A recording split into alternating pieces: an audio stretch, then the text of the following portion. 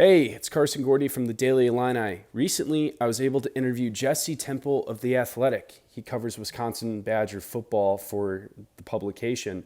And he talked about what Illinois fans should expect to see from the Wisconsin offense, the Wisconsin defense, and he provided his prediction of how he thinks the game's going to go this Saturday. If you have seen Wisconsin before, if you watched the 24-0 victory in Champaign last season, it's going to be more of the same.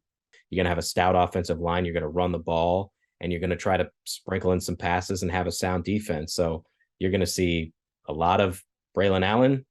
He's the next superstar running back for the Badgers, but they've got to be able to consistently put Graham in good position on third down, have it be third and manageable. I think Graham is certainly capable of throwing for 200 plus yards. I'm not going to go 250, 300. He did throw for 251 yards a couple of weeks ago, but that was against New Mexico State, which is one of the worst teams in the FBS. I think it's notable, though, the improvement that he's made. Again, didn't necessarily show up against Ohio State consistently, but in the first three games, he eclipsed the 200-yard passing mark in each game. That's the first time he'd ever done that in three straight games.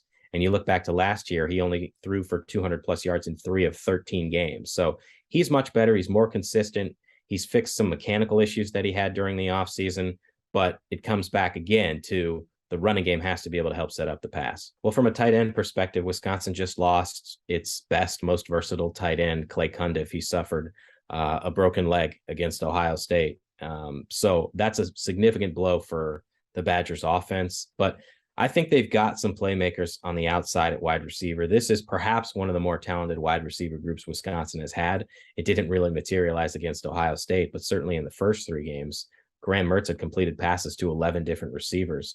They lost 8 starters off last season, and it's not always easy to plug and play. Their 2 starting inside linebackers combined to play, I think it was 82 snaps all of last season defensively. So I think that takes a little bit of time. I imagine with Leonard in charge, they're going to get it together here. But clearly what happened against Ohio State, nowhere near the level of execution or the expectation that Leonard has for his group. The biggest issues that have popped up have been the lack of consistent communication. A lot of those guys got wide eyes because Ohio State was playing fast. Defenders thought they saw a look, and it wasn't what they saw. They didn't really trust their reads, and they've been missing tackles. That was, as I mentioned, a big play against Washington State was a missed tackle. They had 11 missed tackles against Washington State. They had 12 missed tackles against Ohio State. So there are certainly some areas to clean up. They played some zone coverage, and dudes were just wide open. And Paul Chryst even said after the game, even when they went man, there were people that were wide open for whatever reason. There were guys on defense who were just so far back off their man. I don't know if that was just being anxious, or I think it goes back to the coaches put them in position to succeed and the players didn't execute. Like maybe they thought they were seeing one thing and that's not how it happened, or they were extremely tentative because you don't want to get beat. I think it was just a bunch of different factors that led to a terrible result for Wisconsin. I think they're probably disappointed that they've gotten pressures on quarterbacks, but not enough sacks. They've got 51 pressures this year and 7 sacks. And I think one thing that's also worth noting is Nick Herbig is the team's best pass rusher. He's an outside linebacker, and teams have done a decent job of trying to take him away. I think this is a game where Wisconsin can start to impose its will a little bit more defensively.